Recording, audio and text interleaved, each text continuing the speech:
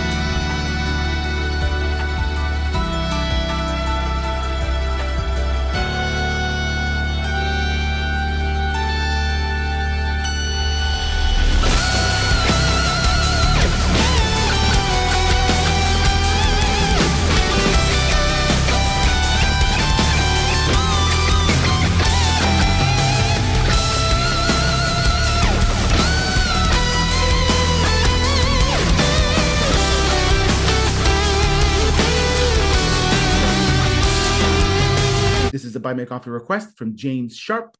Thank you, Jane, for introducing us to a solo Saki and for your support. Much appreciated. Thank you, James. We appreciate the support. Thank you so much. We've never seen Saki like this. We've never seen her perform a solo piece before. There's a calming sense of pensiveness, as if she combined or meshed together the onomatopoeic sound of her guitar and the background sound effects.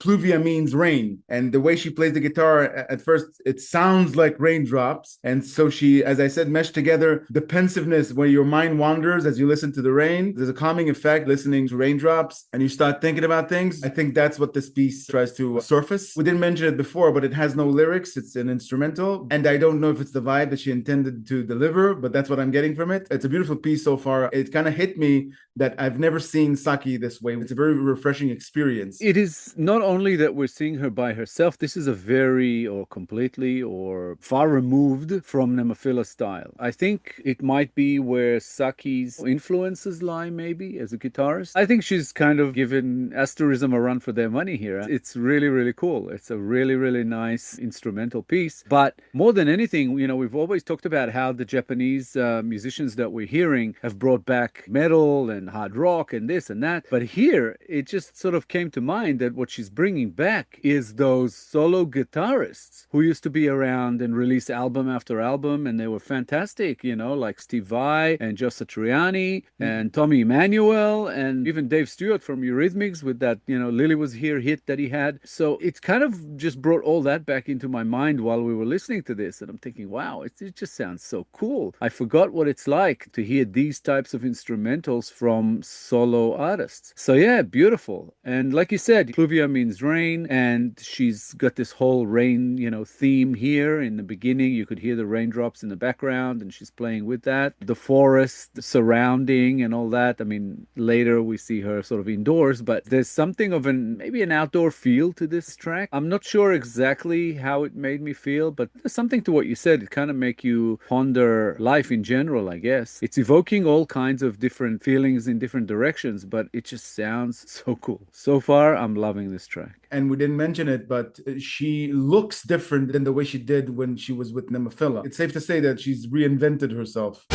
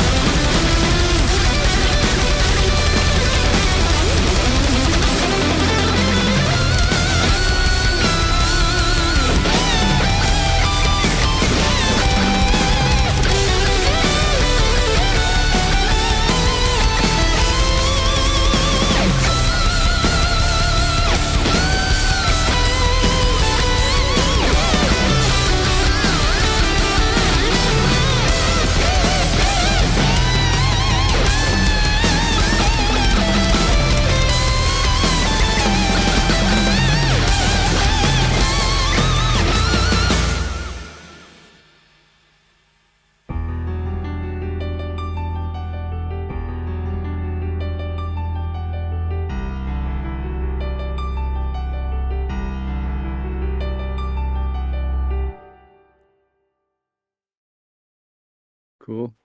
Stopping anywhere after that first section felt like disrespectful to Saki. I didn't have any place to stop. We had to go through all the second section of the song without pausing again. This started off as pensive, and then she introduced a lot more things into it. There was a sense of melancholy and processing emotions and frustration and even pain, and then it went into a roller coaster of emotions and some sort of a turbulence and state of minds. You can feel the energy levels change as she's expressing whatever it is she brought to the piece, and you can feel there's a lot of repressed emotion breaking through this piece, and even a dash of like an experimental mode. I've never heard Saki like this. I've never heard her playing in this style. I've never seen her like this. It's like getting to know Saki all over again. Yeah, that was just beautiful. Definitely felt those parts where you mentioned, sadness and definitely pain, especially in those crescendos. It just hits you straight away, and definitely reminiscent of a lot of those guitarists. It was just beautiful. On the video, there was a date for the album release. So obviously this is part of a full album of hers that she's released that's already out. There might be heavier stuff in there. For me, I always thought that when Saki left Nemophila, it's because she wanted to go heavy. But this kind of takes me a different way because she wanted to go kind of lighter and go somewhere else. It's not that Nemophila are not heavy enough or anything like that. They're very heavy, but I still thought that Saki sort of was more in that direction, and I see that she's actually in another direction or not. We don't know what else we're going to hear from this album, but that was a hell of a start, a hell of an introduction to a new style for her. It's like she was in the pocket. She was just like right in there. I'd love to hear her perform some of this live as well. So much control, beautiful sort of composition. I actually loved all the greenery scenes around her. It made me think of Ninganisu and Mahoroba, and I thought about maybe Ninganisu and Saki would actually be an interesting collaboration. That kind of kept me entertained for a bit, playing with that in my head. That was just beautiful. I'm hoping we'll get a lot more requests from this album of this style because, yeah, loved it.